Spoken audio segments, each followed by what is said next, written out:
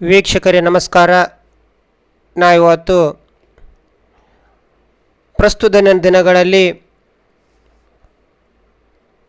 ಕಲಿಕೆ ಮತ್ತು ಬೋಧನಾ ಪ್ರಕ್ರಿಯೆಯಲ್ಲಿ ಬಳಸಬಹುದಾಗಿರತಕ್ಕಂಥ E-ಟೆಕ್ನಾಲಜೀಸ್ಗಳ ಬಗ್ಗೆ ನಾವು ತಿಳಿದುಕೊಳ್ಳೋಣ. ಈ ವಿಡಿಯೋವನ್ನು ಸಂಪೂರ್ಣವಾಗಿ ವೀಕ್ಷಿಸಿ.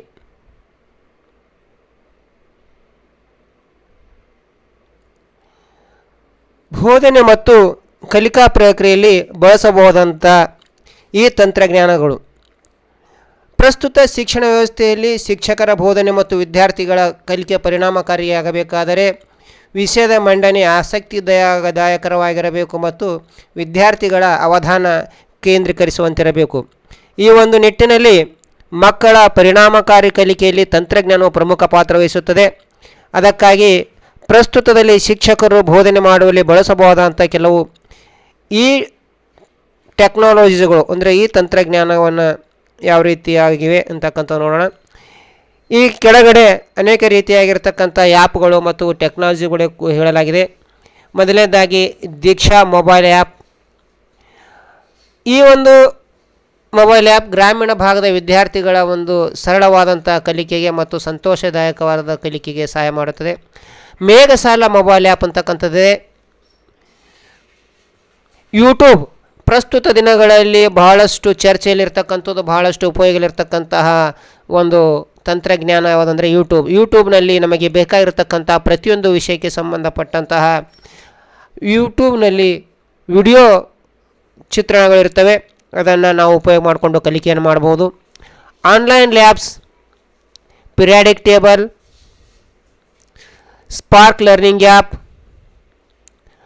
ಫೆಟ್ simulation,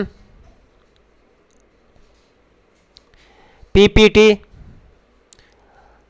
ಇನಿಯಾ trust, Kahoot app, Vedantu, AirDroid, ಹೀಗೆ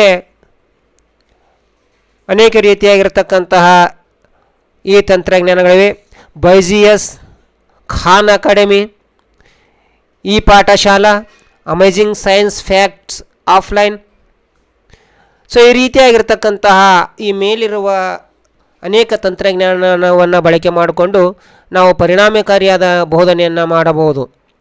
ಅಷ್ಟೇ ಅಲ್ಲದೆ ನಾವು ಬಳಸ್ತಕ್ಕಂಥ E-ಟೆಕ್ನಾಲಜೀಸ್ಗಳೇ ಬರ್ತಕ್ಕಂಥದ್ದು laptop, projector, pen drive, CD, webcam, speakers, card readers, SD cards.